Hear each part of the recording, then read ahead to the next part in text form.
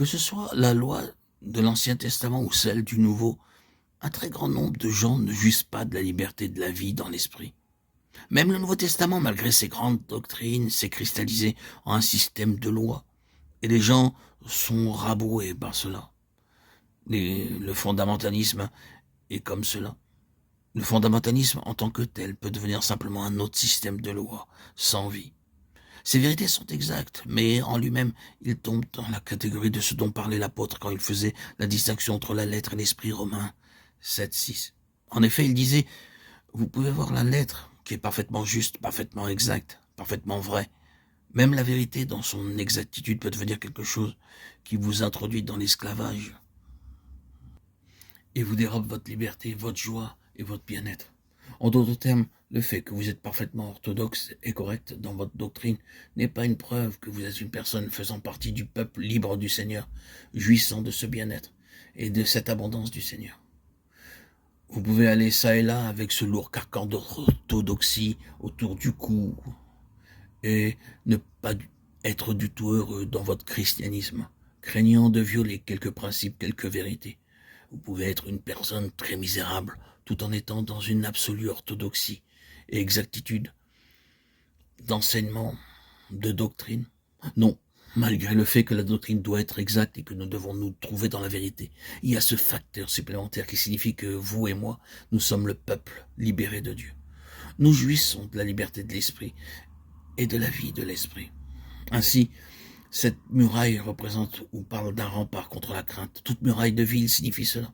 C'est là la raison de son existence, si elle mérite ce nom. Et remarquez qu'en ces temps-là, ils avaient l'habitude de bâtir très correctement et très méticuleusement des murailles. Ce n'étaient pas des choses construites en matériaux de moindre qualité qui basculeraient, quoi qu'on pût dire Tobia. Si un renard s'élance, il renversera leur muraille de pierre. Néhémie 4:3. Que tous les renards de la création s'élancent contre cette muraille, et ils ne la traverseront pas. Les murailles sont destinées à être des remparts contre la crainte. Vous vous trouvez à l'intérieur de cette muraille et vous êtes en sécurité, vous êtes affranchi de la crainte, débarrassé de la sensation d'être emmené en captivité. C'est là la signification de la muraille. Or, le témoignage que le Seigneur voudrait avoir devrait être de ce genre-là. C'est-à-dire que le peuple du Seigneur sache qu'il se trouve dans un lieu absolument sûr et certain. Il a besoin de ne ressentir absolument aucune crainte, toute crainte étant anéantie. Il ne se trouve plus sous l'esclavage de la crainte. Il a été glorieusement délivré.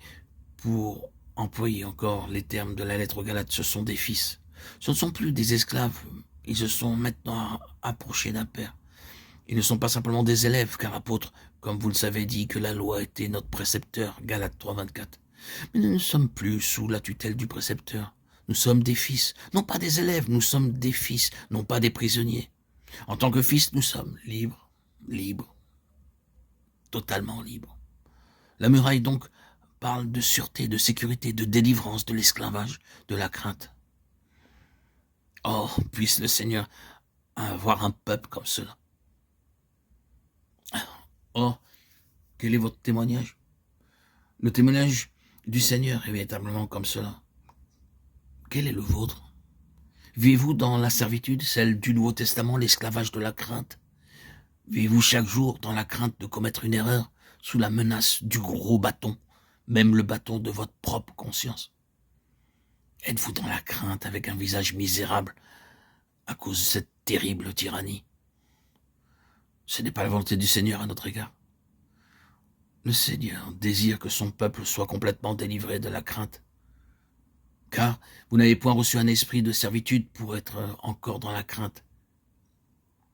Mais vous avez reçu un esprit d'adoption par lequel nous crions « Abba, Père ». Romains 8:15.